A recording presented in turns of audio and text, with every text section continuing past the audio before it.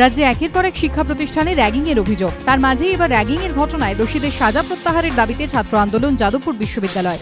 বুধবার বিকেল থেকে ঘেরাও বিশ্ববিদ্যালয়ের উপাচার্য, সহ উপাচার্য এবং রেজিস্ট্রার। সম্প্রতি যাদবপুর বিশ্ববিদ্যালয়ের তথ্য প্রযুক্তি বিভাগের দ্বিতীয় বর্ষের এক ছাত্র ইউজিসির কাছে অভিযোগ করেন, চতুর্থ বর্ষের কয়েকজন ছাত্র 3 সপ্তাহ ধরে তার উপর র্যাগিং চালায়।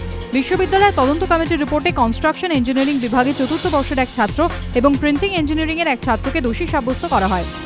এরপর কনস্ট্রাকশন ইঞ্জিনিয়ারিং বিভাগের অভিযুক্ত পড়ুয়াকে 2টি ও প্রিন্টিং ইঞ্জিনিয়ারিং এর অভিযুক্তকে 1টি সেমিস্টার থেকে সাসপেন্ড করার সিদ্ধান্ত নেওয়া হয়। যে হোস্টেলে এই ঘটনাটি ঘটে সেখান থেকে পাকাপাকিভাবে বহিষ্কার করা হয় অভিযুক্ত 2 ছাত্রকে। কিন্তু আন্দোলনকারীদের দাবি, বিশ্ববিদ্যালয়ে আদৌ কোনো র্যাগিং এর ঘটনাই ঘটেনি, যদিও শাস্তি নিয়ে অনড় বিশ্ববিদ্যালয় কর্তৃপক্ষ। ছাত্রদের এই আন্দোলনের তীব্র নিন্দায় সরব শিক্ষা মহল। অবশেষে দুদিনের বাস ধর্মঘট থেকে পিছু হটল বাস মালিক সংগঠনগুলি। সকাল থেকে দুর্ভোগ দিয়ে বিকেল থেকে উঠে গেল ধর্মঘট। গত 1 বছরে দফায় দফায় ডিজেলের দাম বেড়েছে, কিন্তু বাস ভাড়া বাড়েনি। এই পরিস্থিতিতে অবিলম্বে ভাড়া বৃদ্ধির দাবিতে সরকারের নিষেধাজ্ঞাকে অমান্য করেই বৃহস্পতি ও শুক্রবার দুদিনের ধর্মঘটে নামে joint council of bus syndicate ও মিনিবাস অপারেটর্স অ্যাসোসিয়েশন। এই পরিস্থিতিতে এদিন মহাকরণে বাস মালিক সংগঠনগুলিকে জরুরি বৈঠকে ডাকেন পরিবহন মন্ত্রী মদন মিত্র। এরপরই বাস ধর্মঘট প্রত্যাহার করে নেওয়া হয়। বাস মালিক সংগঠনগুলির দাবি, পরিবহন মন্ত্রী কালীপুজোর পর সরকার তাদের দাবি দেওয়া বিবেচনার আশ্বাস দিয়েছেন, সেই কারণেই ধর্মঘট তুলে নেওয়া হয়েছে। দুদিনের বাস ধর্মঘট প্রত্যাহার করলেও এদিন সকাল থেকে প্রায় 10 ঘন্টা শহরের রাস্তায় বেশিরভাগ বাসই নামেনি। এর জেরে চূড়ান্ত নাজেহাল হতে হয় সাধারণ মানুষকে। ফের শিক্ষাক্ষেত্রে উত্তেজনা। স্কুল পরিচালন সমিতির নির্বাচনকে কেন্দ্র করে সিপিএম তৃণমূল সংঘর্ষে উত্তপ্ত বর্ধমানে কেতুগ্রাম। বৃহস্পতিবার ছিল মনোনয়ন জমা দেওয়ার দিন। সিপিএম এর অভিযোগ, মনোনয়ন জমা দিতে গেলে তৃণমূলের লোকজন বাধা দেয়, তাদের মারধর করা হয়।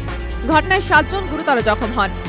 যদিও সিপিএম এর অভিযোগ অস্বীকার করেছে তৃণমূল। কেতুগ্রাম 2 নম্বর পঞ্চায়েত সমিতির সভাপতি বনানী মাঝির পাল্টা দাবি, সিপিএম এর লোকেরাই প্রথমে হামলা চালায়, গ্রামবাসীরাই তাদের আটকায়।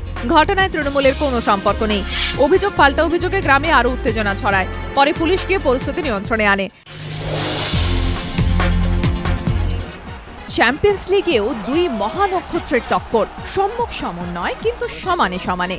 রিয়েলের মহানায়ক আর বার্সার আইকন। মঙ্গলবার রাতে CR7 এর হ্যাট্রিকটাই বোধহয় তাতিয়ে দিয়েছিল LM10কে। বুধবারের রাতে ক্যাম্প নিউ থেকে স্কিলের আতশবাজি, মেসির হ্যাট্রিক, প্রায় একাই শেষ করলেন আয়াক্সকে। ঘরের মাঠে বার্সার হাতে 4-0 গোলে চূর্ণ আয়াক্স। ম্যাচের 22 মিনিটে LM10 এর পা থেকে ফ্রিকিক ক্ষেপণাস্ত্রের মতো আছড়ে পড়ল আয়াক্সের জালে। ম্যাচের দ্বিতীয়ার্ধে 55 মিনিটের মাথায় ফের মেসি ম্যাজিক। চ্যাম্পিয়ন্স লিগের অভিষেকে নিজে গোল না করলেও গোল করালেন নেইমার। 69 মিনিটের মাথায় তাঁর ক্রস থেকে দুরন্ত হেডারে আয়াক্সের জাল ভেদ করেন জেরার্ড পিকে। ম্যাচে ফিনিশিং টাচও আর্জেন্টাইন মাসিহার পাই।